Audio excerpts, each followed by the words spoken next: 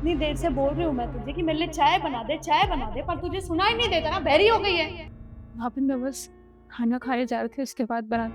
खाना खा के क्या जा रही थी बनाने? पहले मैंने क्या बोला था कि मेरे लिए चाय आ जानी चाहिए, उसके बाद तू चाहे कुछ भी कर, मुझे इससे मतलब नहीं है। एक बात बता, तुझे शर्म नहीं आती? कैसी बहन है तू? तेरा भाई दिन रात बाहर जाके मेहनत करता है और तू तू यहाँ पर फ्री की रोटियां तोड़ने आई है बस। रिद्धि मेरी बहन के साथ ऐसा बर्ताव करती है? अब बैठी क्या हुई है, खड़ी हो जा और जाके चाय बना दे। जी। एक मिनट, ये साफ कौन करेगा? तेरा बाप? उठा इसे।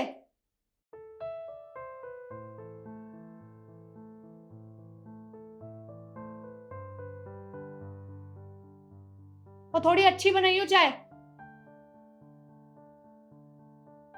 पता नहीं कैसी मनहूस बहन है कि इसका भाई दिन रात बाहर जाके मेहनत कर रहा है, पर ये नहीं कि कहीं बाहर जाके नौकरी कर ले। इतनी तो पढ़ी लिखी है कि नौकरी कर सकती है, पर इसके जू नहीं रेंगता शरीर पे।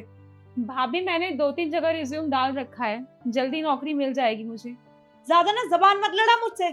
चाय बना ले चुपचाप और जल्दी लेके आ चाय।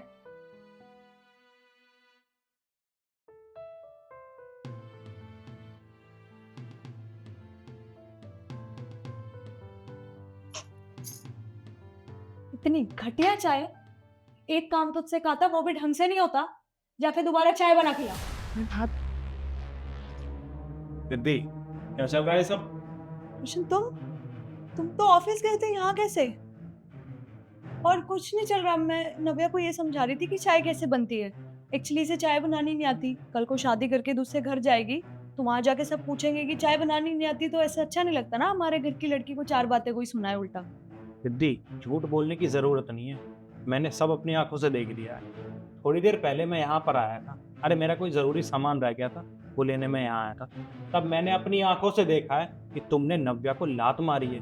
तुम्हें शर्म नहीं आती? अरे तुम मेरी बहन के साथ ऐसा बर्ताव करती हो? एक बात बताओ, जब तुमने सब अपनी आंखों से देख ही लिया है तो यहाँ पर खड़े होकर ड्रामा क्या कर रहे हो? और क्यों ना करूं मैं तुम्हारी बहन के साथ ऐसे बिहेव? मेरे को तुमने इस घर की नौकरानी समझा हुआ है कि तुम्हारी बहन की सेवा करती रहूंगी। और ये यहाँ पर गांव से क्यों आई थी? मुफ्त की रोटियां तोड़ने? इतनी पढ़ी लिखी है ना कि बाहर जाके नौकरी कर सकती है, तो क्यों नहीं कर रही? फिर पूछो इससे। रिद्धि ज्यादा बकवास करने की कोई जरूरत नहीं है। और तुम्हें राइट किसने दिया कि तुम मेरी बहन के साथ ऐसे बर्ताव करोगी? और तुम्हारे कहने का क्या मतलब है कि मेरी बहन हमारे ऊपर बोझ है? मेरी बात कान खोल के सुन लो। इस घर में मैं कमाता हूँ और मेरी वजह से घर चलता है।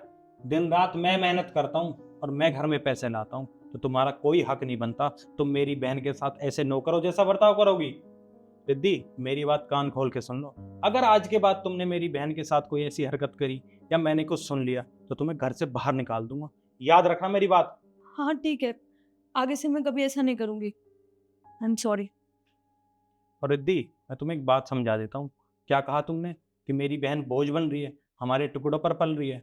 सुनो मेरी बात, कोई भी भाई या कोई बहन किसी पर बोझ नहीं होती। अगर घर में कमाने वाला एक है और उसके पीछे कोई छोटा भाई है, बड़ा भाई है या उसकी बहन है, तो वो उस पर बोझ नहीं होती। ये मेरी बात कान खोल के सुन लेना। और हाँ, जिसको भी ऐसा लगता हो ना कि उसकी बहन या उसका भाई उस पर बोझ है, तो ये बात उन लोगों से पूछना जिसके भाई और बहन नहीं होते। और अब जाए ऐसे।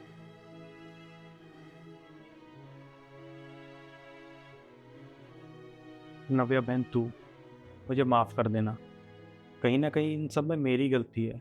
और तू मुझे एक बात बता, तेरी भाभी तेरे साथ ऐसा बर्ताव करती है, तूने आज तक मुझे बताना भी ज़रूरी नहीं समझा? भैया मुझे लगा कि मैं अगर कुछ भी आपको बताऊंगी तो आपकी और भाभी के बीच में लड़ाई हो जाएगी। और वैसे भी मैं इतने टाइम से यहाँ पे आके रह रही हूँ, मुझे एक जॉब तक नहीं मिली, बस आप ही के टुकड़ों में पल रही हो, इसलिए मुझे अच्छा नहीं लगा, इसलिए मैंने आपको कुछ नहीं बताया। नव्या अगर तेरे मन में कोई ऐसा ख्याल है ना कि तू अपने भाई पर बोझ है, तो वो ख्याल अपने मन से निकाल देना। तू अपने भाई पर बोझ नहीं है, ठीक है? जी भैया।